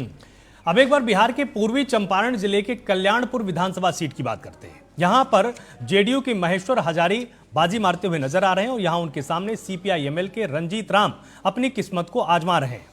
तो ये निश्चित तौर पर बहुत ज्यादा चौंकाने वाली एक सीट हो सकती है। और कल्याणपुर में जिस तरह से जेडीयू ने महेश्वर हजारी को मैदान में उतारा और उन्होंने एक बार फिर से अपनी जीत को सुनिश्चित करते हुए यहां पर नजर आ रहे हैं और रंजीत राम यहां पर हार सकते हैं। तो एक बार अमित जी ये समझना चाहेंगे कि जिस तरह से सीपीआई-एम की कुछ ही सीटें थी जिसपे बहुत ही मजबूत प्रत्याशियों को उतारा गया, भरोसा किया गया, लेकिन अगर ये सीट भी हाथ से निकल जाती है तो ये जेडीयू की कितनी बड़ी जीत माना जा सकता है? देखिए, महेश्वर हजारी बहुत पुराने नेता है और वो कद्दावर नेता है अपने क्षेत्र में। महेश्वर हजारी को जो है जो है उनके लिए कठिन नजर है रंजीत राम के लिए, क्योंकि महेश्वर हजारी की पकड़ बहुत अच्छी है और महेश्वर हजारी नीतीश कुमार के करीबी बहुत माने जाते हैं और वो हमको लगता है कि चुनाव निकाल लेंगे। महेश्वर हजारी बहुत बड़े मार्जिन से तो नहीं, लेकिन थोड़े मार्जिन से वो आगे हैं वहाँ पे। हेलो, पर बिहार के पश्चिमी चंपारण जिले के बेतिया विधानसभा सीट की बात कर लेते हैं। तो यहां पर बीजेपी की रेणु देवी बाजी मारती हुई नजर आ रही हैं और यहां उनके सामने कांग्रेस के वाशी अहमद अपनी किस्मत को आजमा रहे हैं। तो एक बार अमित जी यहां के समीकरण को मैं समझना चाहूंगा कि यहां पर रेणु देवी की कैंपेनिंग कैसी रही जिसके की जनता का भरोसा इन पर कायम रहा? रेणु देवी की कैंपेनिंग वहाँ पे बहुत अच्छी रही और रेणु देवी पूर्व डिप्टी चीफ मिनिस्टर रही है, उसके बाद इंडस्ट्री मिनिस्टर भी रही है, बहुत दिन तक उन्होंने रहा। लेकिन क्या है कि रेणु देवी का सीट भी फंसा हुआ है, वहाँ भी 49-51 का मामला है। वासी अहमद चुनाव मजबूती से लड़ रहे हैं, लेकिन वहाँ पे जो एआईएम ने के जो कैंडिडेट है वो देखने वाली बात है कि कितना वोट काटे। देखिए, मुस्लिम में 2-3 निर्दलीय इंडिपेंडेंट चुनाव लड़ रहे हैं, वहाँ वो वोट कितना ले गए हैं इस पे सारा कुछ डिपेंड करेगा। लेकिन रेणु देवी के पास एज है, इसलिए हम लोग कहते हैं कि अगर 55-45 का मामला है, रेणु देवी के प्रति 55% जीतने के चांसेस हैं और 45% जो है वासी अहमद के चांसेस है। अगर वासी अहमद को मुस्लिम बहुल क्षेत्र में अच्छी वोटिंग हुई होगी तो हो सकता है कि परिणाम चेंज भी हो जाए, लेकिन फिलहाल एज जो है वो रेणु देवी के तरफ। अब बिहार के नालंदा विधानसभा सीट की भी एक बार हम बात कर लेते हैं, जहां से जेडीयू के श्रवण कुमार बाजी मारते हुए नजर आ रहे हैं और यहां उनके सामने कांग्रेस के कौशलेंद्र कुमार अपनी किस्मत को आजमा रहे हैं। तो यहां पर भी अगर देखा जाए ध्यान से अमित जी, तो देखिए कांग्रेस के जो प्रत्याशी हैं वो यहां पर पिछड़ते हुए आपको नजर आ रहे हैं या जो संगठन है उसके चलते यहां पर जेडीयू को बढ़त मिलती हुई आपको नजर आती है? देखिए, नालंदा 20 साल से बिहार के जो चीफ मिनिस्टर नीतीश कुमार जी हैं उनका गृह जिला है और नालंदा के लिए नीतीश कुमार ने यही कहा जाता है कि जैसे उत्तर प्रदेश में योगी आदित्यनाथ गोरखपुर के लिए, माननीय मुलायम सिंह सैफई के लिए और नोएडा के लिए मायावती ने काम किया, लालू प्रसाद यादव ने जिस तरह छपरा के लिए काम किया, उसी तरह नीतीश कुमार जी ने नालंदा के लिए दिल खोल के पैसा खर्च किया है। नालंदा में देखिए राजगीर में स्टेडियम बनवा रहे हैं, राजगीर में मतलब भारत का कह लीजिए पहला ग्लास ब्रिज बनाया उन्होंने। तो नालंदा से नीतीश कुमार जी का एक इमोशनली लगाव है और नालंदा में हम समझते हैं कि नीतीश कुमार मतलब जेडीयू है। तो श्रवण कुमार को तो जमीनी लेवल पे थोड़ी दिक्कत थी, लेकिन अंततोगत्वा नीतीश कुमार जी के नाम पे उनकी जीत सुनिश्चित है। और वो कांग्रेस के उम्मीदवार हालांकि कौशलेंद्र कुमार अच्छा फाइट कर रहे हैं, लेकिन जीतने के चांसेस फिलहाल श्रवण कुमार की तरफ है। और श्रवण कुमार बड़े नीतीश कुमार के करीबी नेताओं में से एक माने जाते हैं और वो हर समय नीतीश कुमार के मंत्रिमंडल में मंत्रालय उनको मिलती है, तो श्रवण कुमार के पास फिलहाल एज है। आलोक जी देखिए, अगर हम तमाम सीटों को देखते हैं, हालांकि एमवाई समीकरण को सेट करने की काफी कोशिश महागठबंधन की तरफ से की गई, लेकिन मुस्लिम प्रत्याशी उतारने के बावजूद भी जहां जहां पर कांग्रेस का सिंबल मिला है तो उसमें जेडीयू को या बीजेपी के कैंडिडेट्स को बढ़त मिलती हुई नजर आ रही है। इसके क्या कारण आपको नजर आते हैं? देखिए, इसका यह है कि मेन कारण यही है आलोक जी कि जो ओबीसी और ईबीसी के जो मतदाता हैं और खासकर जो सवर्ण, जो कुछ पार्टी लेवल पर ऐसा नहीं है कि कांग्रेस के समर्थक नहीं है, वो भी हैं, लेकिन जब जैसे ही मुस्लिम कैंडिडेट का नाम आता है तो उनको वोट करने में थोड़ा सा हिचक होती है उनको कि हम इन्हें नहीं देंगे। जहां जबकि इसके उलट आप देखें तो मुस्लिम जो वोटर हैं उनको किसी भी हिंदू को, चाहे उनके पार्टी गठबंधन को टिकट मिला हो तो देते हैं, लेकिन अगर मान लीजिए उदाहरण के तौर पर अगर यादव है तो यादव अगर मुस्लिम को वोट करे तो 50% या 60% तक तो वोट डालते हैं, क्योंकि विचारधारा या पार्टी या गठबंधन के हिसाब से। लेकिन उनको एक जरूर वो बात होती है कि हमें इनको ना देकर हम अपने वोट को कहीं दूसरी जगह शिफ्ट कर देते हैं, यानी कि बीजेपी की तरफ शिफ्ट कर देते हैं। तो एक समीकरण यहाँ पर गड़बड़ हो सकती है, क्योंकि जिस कारण से कहीं कहीं आप देख सकते हैं कि कैंडिडेट बहुत सशक्त है, बहुत दावेदार है, लेकिन उसके बाद भी वो हार रहे हैं। तो इसका मतलब यही है कि समीकरण यही बनता है कि जहां जहां वोट है ट्रांसफर नहीं हो पा रहा है, उसका एक मेन कारण वो होता है।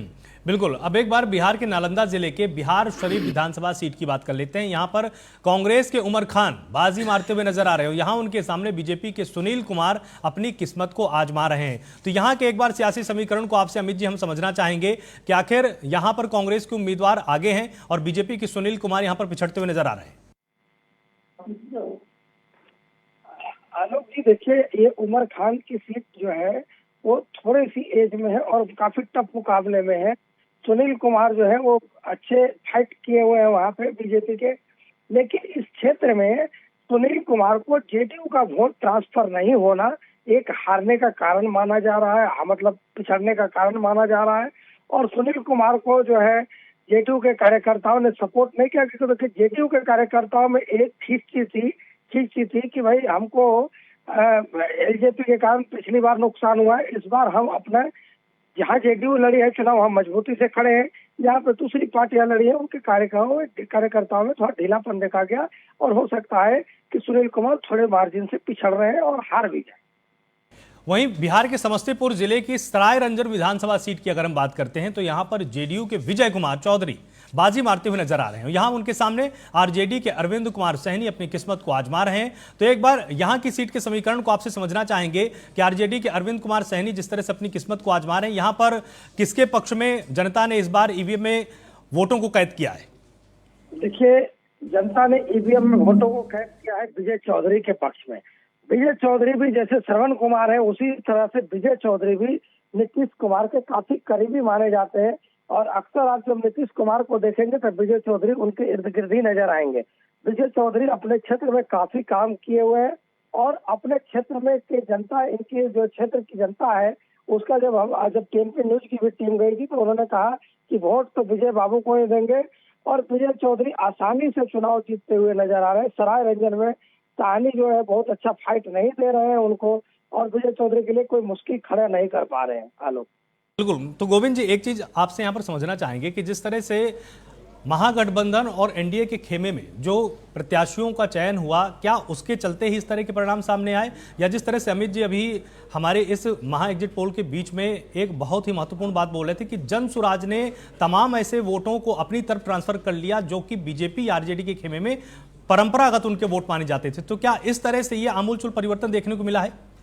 बिल्कुल एकदम सही बात है, क्योंकि जिस तरह से जगह जनसुराज की जो वोट बैंक है और अभी जो हमारे सर्वे में रिपोर्ट में भी दिखाया गया है और दूसरे सर्वे में भी ये बात दिखाई गई कि उनके पास में कितने प्रतिशत वोट प्रतिशत है, तो उसमें अगर उनके कैंडिडेट को अगर आप आंकलन करें आलोक जी, तो आप देखेंगे कि उन कैंडिडेट को जो खड़ा किया गया जो कि कहीं न कहीं एनडीए के खेमे को थोड़ा नुकसान पहुंचाते हुए दिखाई पड़ रहे हैं। और इस कारण से है कि अगर 1000 वोट भी काट लिया जाता है जनसुराज की तरफ से, तो इसमें महागठबंधन को फायदा दिखाई पड़ रहा है। हालांकि कुछ ऐसी जगह भी है जो कि एनडीए को फायदा पहुंचाते हुए दिखाया जा रहा है, लेकिन अगर मोटा मोटी अगर देखें तो इसमें महागठबंधन को ही इसमें फायदा है। और जहां तक कैंडिडेट की बात है, तो ये बात एक कारण तो है कि कैंडिडेट अगर आपको अच्छे आप नहीं दिए हैं तो उस पर जो स्थानीय जो वोटर है उनमें एक मायूसी छा जाती है। और साथ साथ मान लीजिए एक उदाहरण के तौर पर अगर जेडीयू का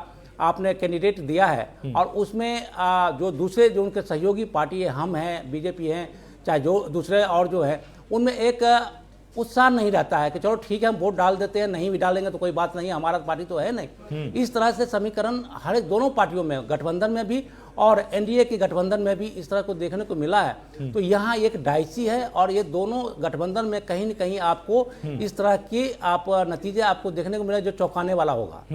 बिल्कुल। तो अंत में अमित जी, मैं एक ओवरऑल आपसे पिक्चर जानना चाहूंगा कि जो बहुत ही वीवीआईपी सीट्स रही हैं उनमें महागठबंधन या एनडीए में से किसके प्रत्याशियों ने अपने आप को साबित किया है और किसके प्रत्याशी थोड़ा सा पिछड़ गए? देखिए, महागठबंधन के जो प्रत्याशी हैं वो अपने आप को साबित किया है। महागठबंधन का एक खास बात ये रहा पूरे चुनाव में आलोक, कि वो मुद्दों से भटकी नहीं।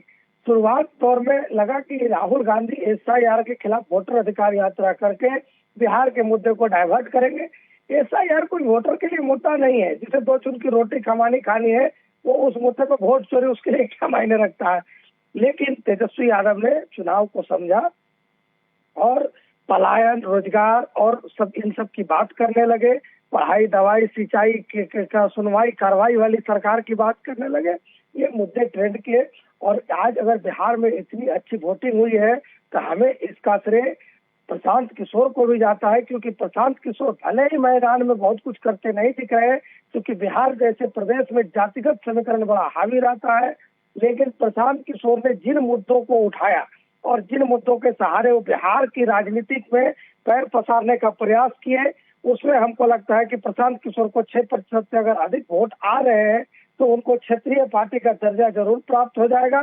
और प्रशांत किशोर के मुद्दे जो जिस तरीके से उठाए और उस पर जो है तेजस्वी यादव उनकी बनाई हुई पिच पर जो है बैटिंग करके सिक्सर मार रहे हैं, तो कहना ये पड़ेगा कि प्रशांत किशोर ने जो मेहनत किया तो उसकी फसल तेजस्वी यादव काटते हुए नजर आ रहे हैं महागठबंधन में। क्योंकि ये तमाम मुद्दे, चाहे बेरोजगारी हो, चाहे पेंशन हो, चाहे लोगों की समस्या हो, चाहे प्रवासियों की बात हो, ये प्रशांत किशोर से ही उठनी शुरू हुई थी। और प्रशांत किशोर ने तेजस्वी यादव के लिए जो बनाया वो कामयाब होते दिख रहे हैं। लेकिन इस चुनाव में तो नहीं, लेकिन अगले चुनाव में प्रशांत किशोर अगर मैदान में डटे रहे तो अच्छा परफॉर्मेंस करेंगे। इस चुनाव में उनको क्षेत्रीय पार्टी का दर्जा मिलने इतना वोट मिल सकता है लोग।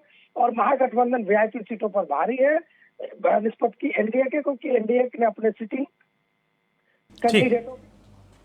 ठीक है, बहुत बहुत शुक्रिया मेरे साथ यहाँ पर जुड़ने के लिए अमित जी, बहुत बहुत शुक्रिया गोविंद जी यहाँ पर मेरे साथ जुड़ने के लिए, इसका विश्लेषण करने के लिए। तो निश्चित तौर पर महागठबंधन के तमाम प्रत्याशियों ने जिस तरह से मुद्दों से ना भटककर अपने आप को साबित किया है, लेकिन जनता ने आखिर किसके हक में ईवीएम में अपने वोट को कैद किया है, यह 14 तारीख को ही पता चलेगा। सबसे पहला अपडेट, सबसे तेज अपडेट हम ही आपको दिखाने वाले हैं। जुड़े रहिए हमारे साथ। नमस्कार।